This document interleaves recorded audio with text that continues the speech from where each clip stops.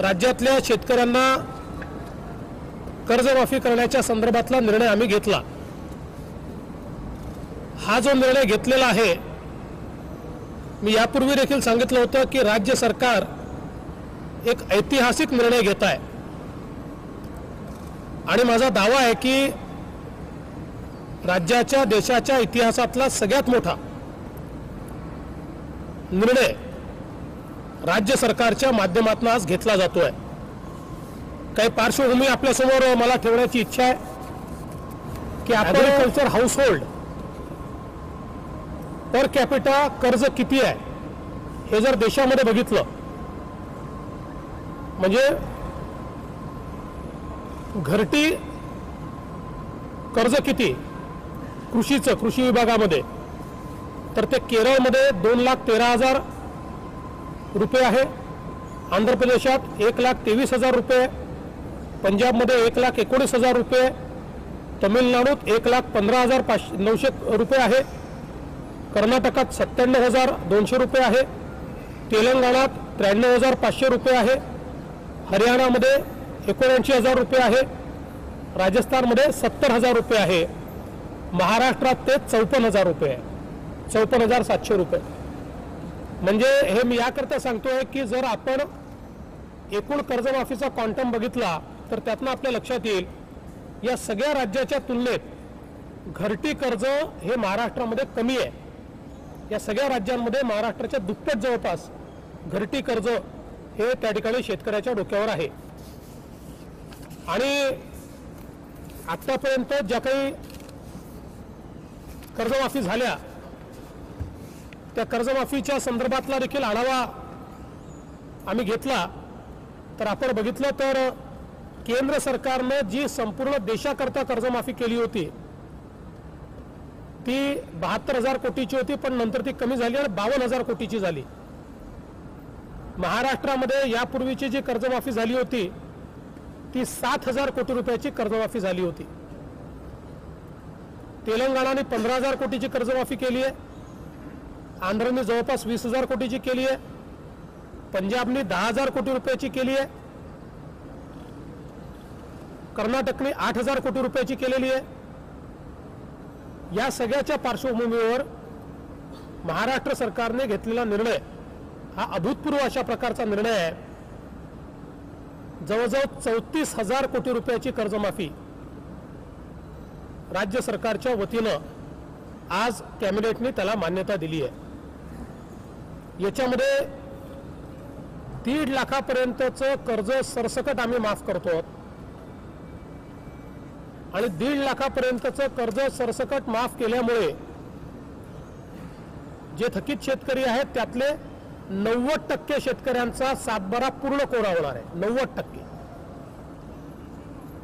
उरलेले जे 6 लाख शेतकरी आहेत त्यांच्याकरता आम्ही OTS ची योजना आणतो ज्याच्यामध्ये 1.5 लाखाचं कॉन्ट्रीब्युशन राज्य सरकार देईल आणि त्यांना OTS करून घेता येईल।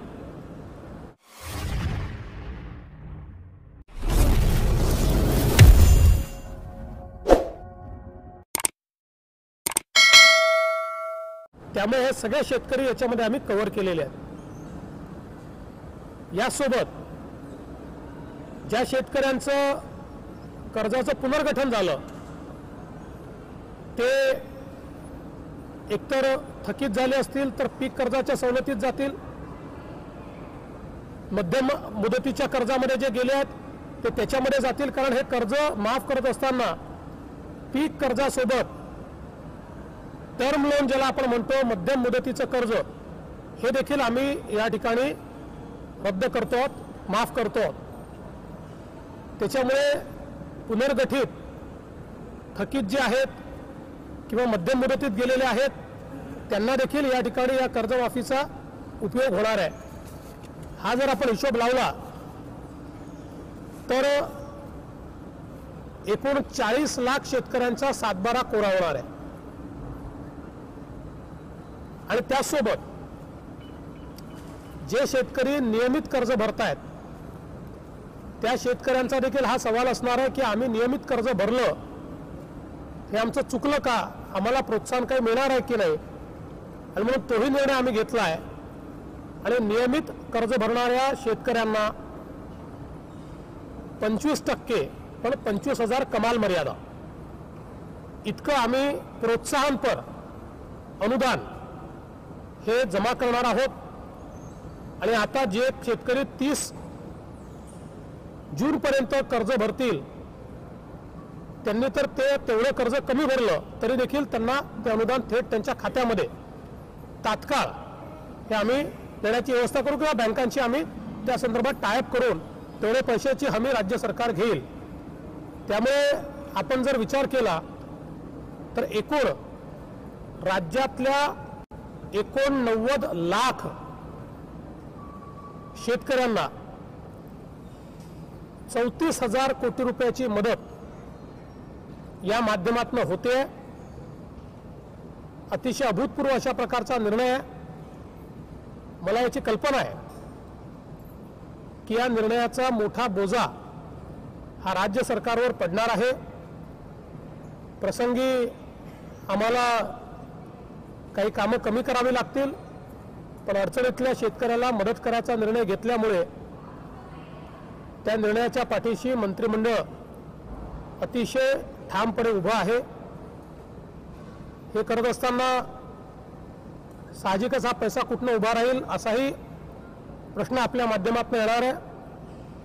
ज्या प्रकारे आंध्रने किंवा तेलंगणाने बँकांशी टायअप करून सरकारने त्याचे हप्ते पाडून घेतले, तशाच प्रकारे आम्ही देखील बँकांशी टायअप करून त्याचे हप्ते पाडून घेणार आहोत। थोडं इंटरेस्ट बर्डन येईल, पण राज्याची एकूण आर्थिक क्षमता बघता एवढे पैसे एका वर्षात राज्य काही भरू शकत नाही।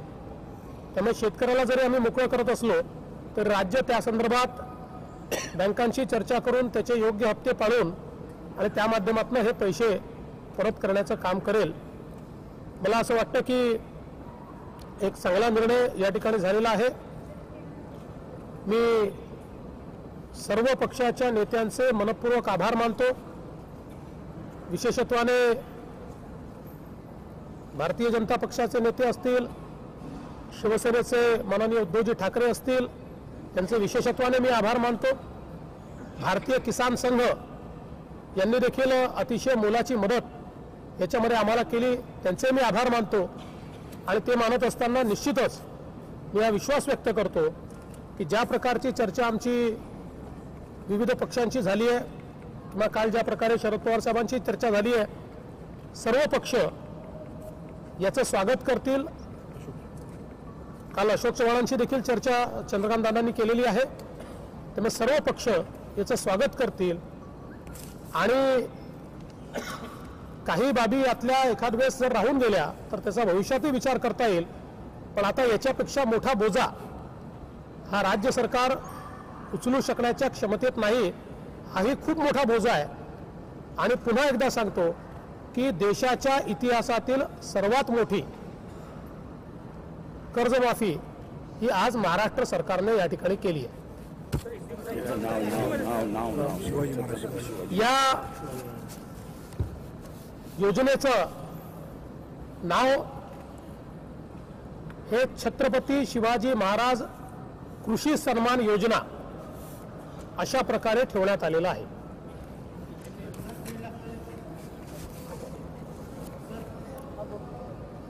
महाराष्ट्र सरकार ने एक ऐतिहासिक निर्णय लिया है और महाराष्ट्र के किसानों का कर्जा माफ करने का निर्णय लिया है। साथ ही में जो रेगुलर भरने वाले किसान हैं, जिन्होंने कर्जा समय पर चुकता किया है या चुकता कर रहे हैं, ऐसे किसानों को भी प्रोत्साहन के रूप में अनुदान देने का निर्णय महाराष्ट्र सरकार ने लिया है। छत्रपति शिवाजी महाराज कृषि सम्मान योजना के नाम से ये योजना तैयार की गई है। कुल मिलाकर 89 लाख किसानों को, 89 लाख किसानों को इसमें 34,000 करोड़ का फायदा होगा। अपने आप में ये बहुत बड़ी योजना है जिसमें 1.5 लाख तक जिनका कर्जा है वो पूरा कर्जा हम माफ कर रहे हैं। जो बचे हुए किसान हैं ओवरड्यू, उनके लिए 1.5 लाख तक की OTS की योजना हमने लाई है। और जो नियमित रूप से भरने वाले किसान हैं उनको भी 25% या अधिकतम 25,000 तक अनुदान के रूप में देने का फैसला ये राज्य सरकार ने किया है। और देश की सबसे बड़ी किसानों को मदद की योजना आज महाराष्ट्र की सरकार ने घोषित की है।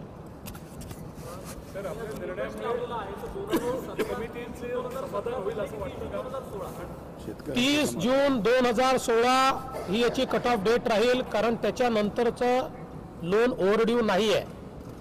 ओव्हरड्यू लोन हे 30 जून 2016चं आहे, त्याच्यानंतरचं लोन ओव्हरड्यू नाही। आणि जे काही ड्राऊट आहे म्हणजे दुष्काळ आहे, त्या दुष्काळाची वर्ष ही 12, 13, 13, 14, 14, 15, 15, 16 आहेत।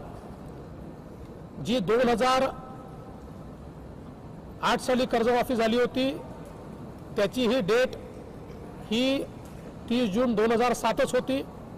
देशात इतर ठिकाणी देखील जी कर्जमाफी झालेली आहे कोणीही प्रॉस्पेक्टिव्ह कर्जमाफी देत नाही।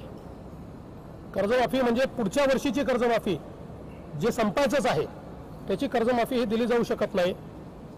पण याचा फायदा सगळ्यांनाच होतो आहे, त्याच्यामुळे सगळ्या शेतकऱ्यांना मोठ्या प्रमाणात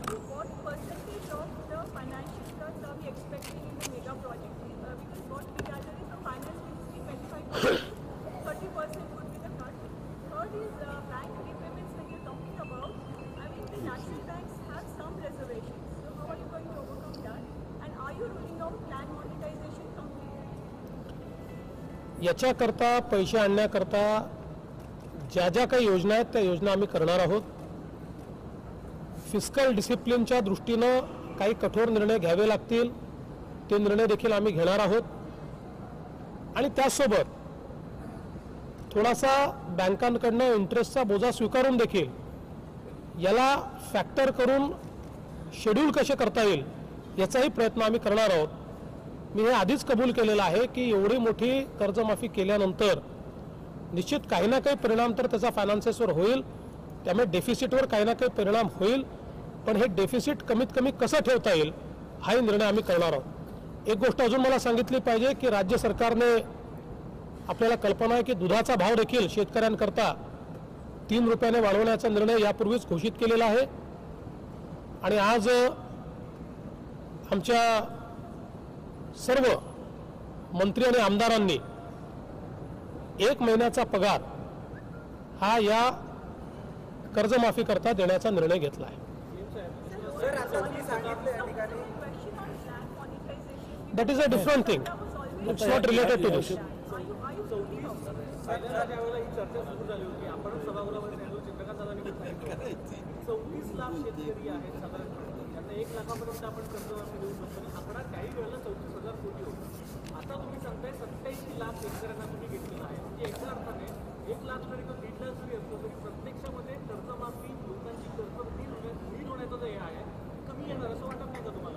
बिलकुल नाही, नीट आकडा काढलेला आहे।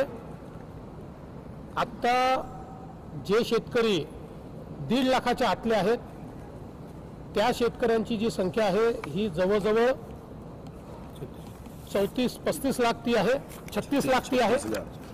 आणि त्यासोबत त्याच्यामध्ये रूपांतरित जे कर्ज आहे जे परत याच्यामध्ये येणार आहे त्याचा सगळा हिशोब लावूनच मी सांगितलेला आहे की 40 लाख शेतकऱ्यांचा 7/12 हा मी कोरा करणार आहोत।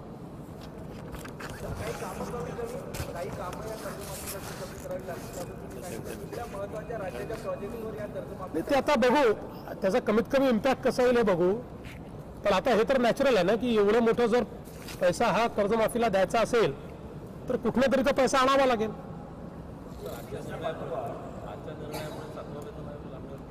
नाही, तो समिती आहे, 7व्या वेतन आयोगाच्या संदर्भातली समिती काम करते आहे, ती समिती योग्य वेळी निर्णय करेल।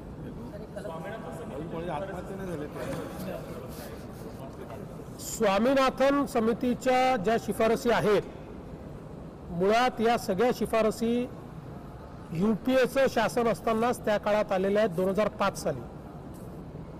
2006 साली त्यावेळच्या शासनानं त्या संदर्भात एक शेती नीती तयार केली होती. त्या शेतकरी नीतीच्या अंतर्गत त्यांनी त्यातल्या बहुतांश शिफारसी स्वीकारल्या, काही शिफारसी स्वीकारलेल्या नाहीत. आता हमी भावाच्या संदर्भातल्या शिफारसीच्या संदर्भात सातत्याने चर्चा होते. आम्ही केंद्र सरकारशी त्याही संदर्भात चर्चा करणार आहोत आणि हा हमी भाव कशा प्रकारे शेतकऱ्याला मिळेल या संदर्भात जास्तीत जास्त मेकॅनिझम हे कसं तयार करता येईल या संदर्भात केंद्र आणि राज्य सरकारच्या माध्यमातून प्रयत्न करू. यासोबत एक गोष्ट अजून मला सांगितली पाहिजे की कर्जमाफी केल्याने कर्जात बुडालाय, थकीत आहे, पुन्हा कर्ज प्राप्त करू शकत नाहीये, कर्ज भरू शकत नाहीये, अशा शेतकऱ्याला कर्जमाफी देण्याच्या संदर्भात मागणी होत होती. सभागृहामध्ये देखील शासनाच्या वतीनं आम्ही आश्वासन दिलं होतं की जे अडचणीतले शेतकरी आहेत त्यांना आम्ही मदत करू, त्यांची कर्जमाफी करू. त्यानुसार विविध घटकांची चर्चा देखील आमची सुरू होती.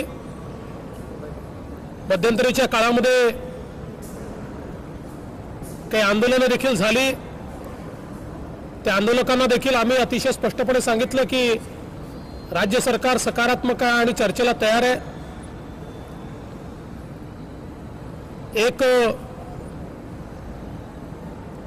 मंत्री गटाची उच्चाधिकार समिती देखील आम्ही तयार केली होती, ज्यांनी शेतकऱ्यांची जी काही सुकाणू समिती होती त्या समितीशी देखील विविध चर्चा केल्या. मग राजू शेट्टी असतील, भाई जयंत पाटील असतील, रघुनाथ दादा असतील, बच्चू कडू असतील, धनंजय जाधव असतील, दुर्डे असतील, जे काही सुकाणू समितीचे सगळ्यांची नावं मी घेत नाही, पण त्या सगळ्या लोकांशी विविध चर्चा या ठिकाणी झाल्या. काही मुद्द्यांवर एकमत झालं, काही मुद्द्यांवर होऊ शकलं नाही. आणि त्यानंतर मी स्वतः देखील गेल्या 2-3 दिवसांमध्ये विविध लोकांशी चर्चा केल्या. चंद्रकांत दादांनी आणि समितीने चर्चा केल्या, विविध राजकीय पक्षांची चर्चा केली. मग काँग्रेस पक्ष असेल, राष्ट्रवादी काँग्रेस पक्ष असेल, या सगळ्या पक्षांची आम्ही चर्चा केली. मी स्वतः श्री राजू शेट्टी यांच्याशी चर्चा केली. राष्ट्रवादी काँग्रेसचे अध्यक्ष श्री शरद पवार साहेब यांच्याशी चर्चा केली. आणि आम्ही त्यानंतर सन्माननीय शिवसेना पक्षप्रमुख उद्धव ठाकरेजी यांच्याशी देखील अतिशय सविस्तर चर्चा केली. आणि या चर्चेच्या अंती